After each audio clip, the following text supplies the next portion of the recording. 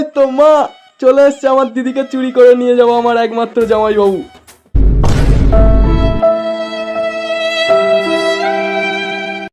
তো জামাই বাবু বলছি, আমার দিদিটাকে কিসে করে নিয়ে এলে? হাঁটিয়ে? ওই তো মোটর সাইকেলে। কই মোটর সাইকেল তো আওয়াজও পেলাম না।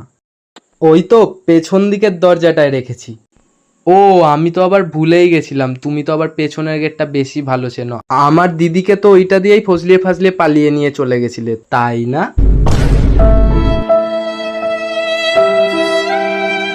হ্যাঁ শালা বাবু, এ নাও মিষ্টিটা ধরো। বাবা, আবার মিষ্টিও এনেছো? তো বলছি, আমার দিদিকে যেদিন পালিয়ে নিয়ে গেছিলে পাড়া প্রতিবেশীগুলোকে এইগুলো খাইয়েছিলে?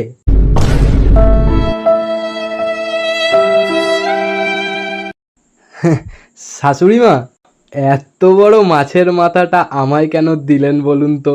এত বড়টা আমি এখন কি করে খাবো? মা বলে দাও দিদির মাথাটা যেভাবে খেয়েছে মাছের মাথাটা যেন ওইভাবেই খায়।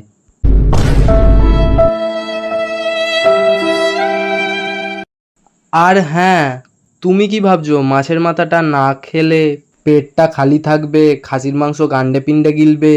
মা বলে দাও খাসির মাংস কিন্তু সবার লিমিটেড।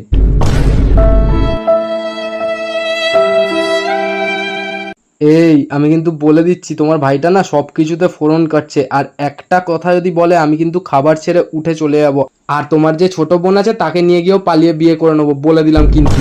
হ্যাঁ রে মাগনার বেটা।